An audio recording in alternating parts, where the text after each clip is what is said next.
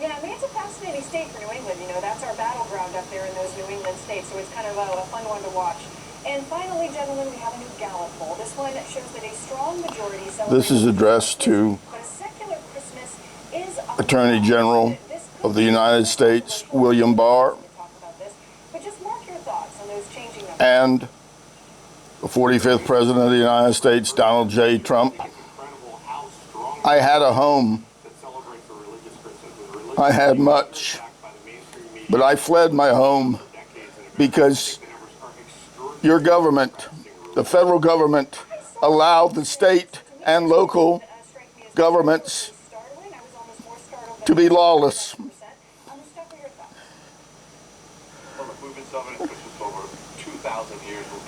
I had people attempting to enter my home late in the evening with a key.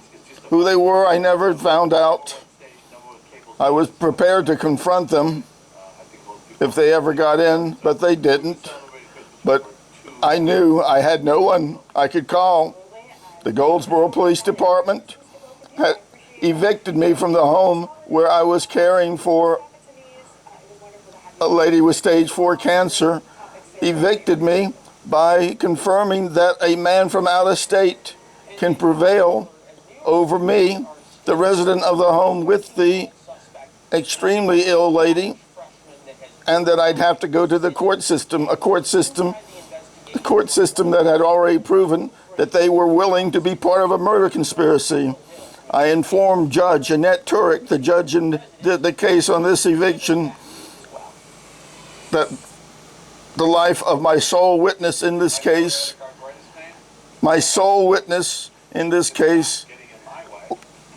had been taken over in order to kill her. Her life was in jeopardy, I told her, and she repeatedly ordered me to cease. She was rejecting 18 USC 4.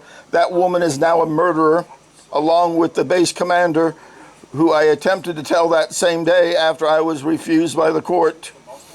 As per under the law, 18 USC says a person, a judge or other person in civil or military authority. Well, I had no one. I got false arrested, and I had lots of witnesses. By now they have been flipped. They don't dare tell the truth. But I know the FBI won't want to get the truth out of them, because the FBI, I got 3 FBI guys that refused to investigate multiple felonies and refused to talk to me, refused to give me their names, who behaved as though they were a lawless folk just there to tell me no. Well, they told me no twice. Otherwise, I did not hear from them. I tried to get through to them every day possible, but all I got was a clerk, and they never called, they never wrote. They basically are guilty of non-investigation of multiple federal felonies, including the capture, holding hostage of Mrs. Henny Carlisle. I am reporting these people. The crimes are so multiple and so large, it's hard to detail them all. I'm asking that whatever I need to do to satisfy your government that it has a duty under 18 USC 4 to investigate the felonies, I'm asking that you contact me at STOP.elder@gmail.com or at Samuel McAliley II, MCALILEY II @gmail, or better, Kinmapper, KINMEPPER @gmail.com. I lost all this. My Christmas is murder. My Christmas is corruption of the police force. My Christmas is corruption of the county sheriff's department. My Christmas is corruption of the University of North Carolina medical group. My Christmas is corruption of the hospital that the UNC runs. My Christmas is the corruption of Southeast Medical Oncology Center, which murdered Mrs. Carlisle. Now, I may be wrong, because I was cut off. That's how you do it. That's how you do a murder. You cut people off, and you take away their connection to the murder victim. I've been assured by one of the murderers, her son, Leon Anthony Carlisle, that she's alive in Yorktown. All I have to do is go there. I can't go anywhere, Mr. President. Your country's not working. Your FBI helped murder the woman. Mr. President, you need to get a team that's not connected to this FBI, this corrupt entity. The only FBI guy I've ever dealt with embezzled $175,000 and got away with it.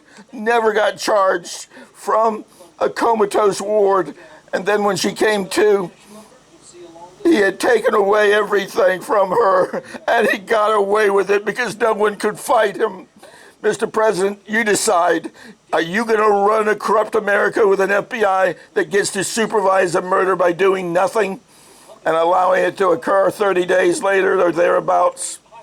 If it did occur, they supposedly cured her according to the murderer. They're taunting me, Mr. President, and you're doing nothing.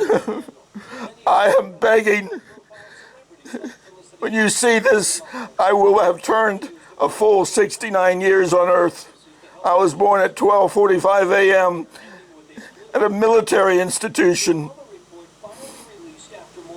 My parents were a military couple.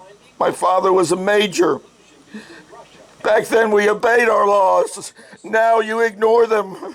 Mr. President, you may never hear this, and therefore I will be the proverbial tree in the forest that you'll never hear. But I have been placed in a position that I am running from my country.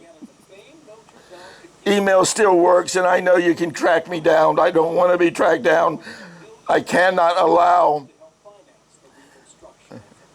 any FBI guy anywhere near me without attempting to scream out, these guys are in a murdering incorporated company called FBI. You have allowed this to go on and on. Mr. President, this is not funny. I lost my life when Mrs. Henny Carlisle was taken over and the FBI did nothing. I am a dead man. Don't rescue me. Arrest these people. I'll try to stay alive to testify against them because I am the primary witness, but they may kill me. By golly, Mr. President, maybe you'll prosecute that one. You haven't done anything on this one. Not that I got to you. You are living in a hermetically sealed cocoon where when your FBI goes bad, you can't get to the FBI. They'll send you back to the murderers. You only get one set of FBI guys, and if they turn out to be murderers, they're the ones that you've got to convince to arrest themselves. Mr. President, your FBI, the system does not work. All this is lost due to the fact that there was no one to turn to. The Federals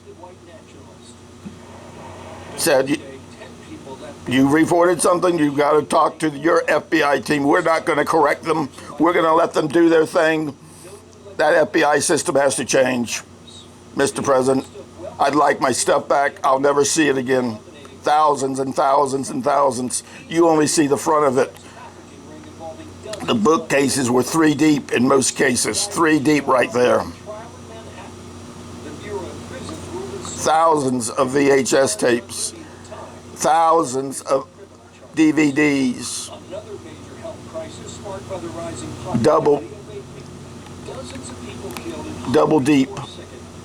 And then bookcase behind it, a 6-foot bookcase behind the 6-foot bookcase. Now, my landlord, because the federal government doesn't work, my landlord elected not to give me any heat in this room, the main room, the kitchen, the dining room, and the living room, no heat for the entire season of winter, all 13 weeks of the coldest winter Goldsboro had had, and I couldn't get any of the federal HUD or any of them. It's not their job. 15 weeks. from December 7th to the 21st of the end of winter, March. They said they couldn't get the part. Finally, on Thursday, the 15th week, they got the part, and then they said, we don't know how to make it work. And they said, they took my air conditioning, which didn't work for heat. They took it away and could not put the part in. And then, Mr. President, these scoundrels who had been charging the federal government the full amount and collecting it from the federal government, the full amount for rent for this apartment, defrauding the federal government, these scoundrels brought me the backup air conditioner that they refused to even let me know existed during the 15 weeks. The backup was brand new, only been used a couple times as a backup, because that's what it was there for. But I didn't get it for the 15 weeks. Henny Carlisle had to leave my apartment within 10 minutes because it was cold as the outside, and she couldn't stand that cold for long periods of time, and she was well then. This is before her cancer, before she got murdered by your government participation. Mr. President, I lost all this because your government abandoned law, abandoned me, abandoned Henny as a witness, abandoned Henny as a person, abandoned Henny as anything worth saving. Mr. President, Mr. Attorney General too, I am notifying you under 18 USC 4 of a series of felonies so serious that it resulted in the death of Henny Carlisle, unless I truly hope that what I believe to be one of her murderers, her son, Leon Anthony Carlisle, says she's alive in Yorktown. I demand that you determine whether or not she's alive in Yorktown. Save her from her son, because he should not have taken her away from her treatment. But I think you'll find that she's in an urn. She's been cremated because they murdered her. Her first chemo treatment was refused by the doctor. He wouldn't see her for another 10 days. I forced an appointment, and without a word of explanation, he indicated that he thought that he could give her first chemo the next day, if it was possible. He didn't explain what would make it possible or not, but by golly, having had a dead woman walking in front of him, a woman he had refused to see during the extended time taken for pathologies of the stage 4 person, abuse on his part, professional malpractice, yeah, but it was also part and parcel towards murdering her. You don't take 2.5+ weeks to get back the pathologies. You do it, particularly when you're a UNC-run hospital, you send it to UNC. You do not send it to the place backed up the most. He said other stage 4 people had to wait this long, so he's been killing other people, Mr. President, by using the slow method and not giving them their treatment expedited due to the fact that they are stage 4 and they can be cured. If she's alive, save her. If what's been written by my taunting, murdering posters on my pages saying she's alive in Yorktown, save her. If you can't save her, then I want you to save me. I've been murdered by your federal government not doing its job. I want you to bring me back to life. I want you to give me the power to sue by giving me the right to walk the streets without being afraid that the police will take me away. Or maybe it's the county mounties who beat me up and refuse to allow me to call out, even though I was tending a woman who needed someone to feed her, someone to bring her drink, who could barely get off the couch to get moving towards the bathrooms. and they